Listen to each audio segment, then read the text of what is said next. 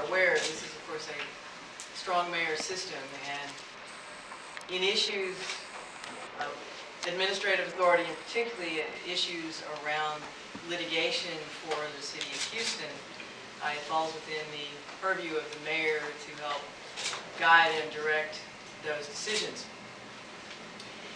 After much contemplation and discussion, I am directing the city legal department to withdraw the subpoenas issued to the 5 Houston pastors who delivered the petitions, the anti-hero petitions, to the city of Houston, and who indicated that they were responsible for the overall petition efforts.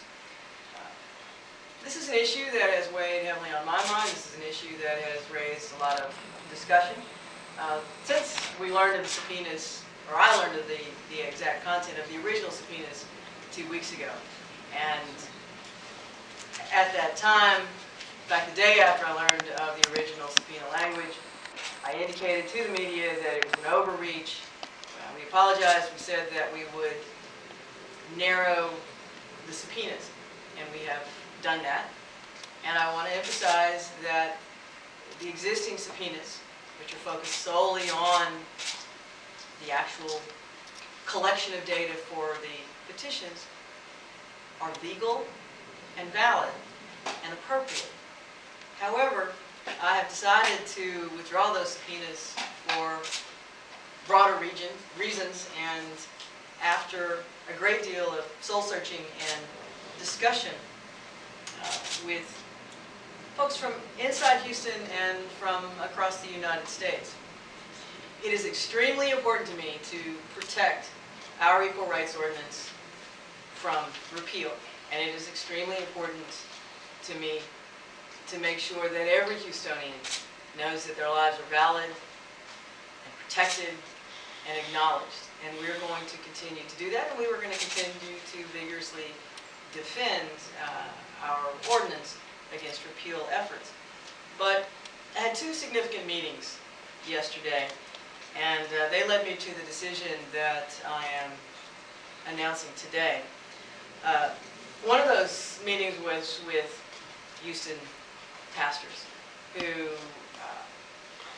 I have known for a long time, communed with, worshipped with, and who have stepped up over and over again to demonstrate their care and compassion for Houstonians. Rudy Rasmus, who's with me today, Jim Harrington's with me today, and Chris C., who was not able to be here today, but the 3 of us sat down for coffee yesterday morning and had a calm conversation about what is best for the city of Houston, not what is best for the litigation. And while not persuaded at that time, it certainly gave me a lot of food for thought, and we committed to continuing to engage on the issue. But then, later that day, I had a meeting with a group of pastors from across the country. They didn't call a press conference or a rally to attack me or the city. There were 7 clergy leaders, several of whom represented broader affiliations of clergy, and asked calmly and professionally for a meeting with me, and I made time available on my calendar. They had no knowledge of the particulars of our Equal Rights Ordinance. They had no knowledge of the petition effort. They didn't know any of the pastors who organized the petition effort and were the subject of the subpoena. They wanted to talk to me about broader concerns around and in fact they were very clear that they didn't want to be drawn into a discussion of what was happening here locally, and that they weren't here for either a political purpose or to support those who passed the petition. They were strictly dealing with what are the implications of the subpoena both the original subpoena and the subpoenas and the modified subpoenas on the broader religious debate.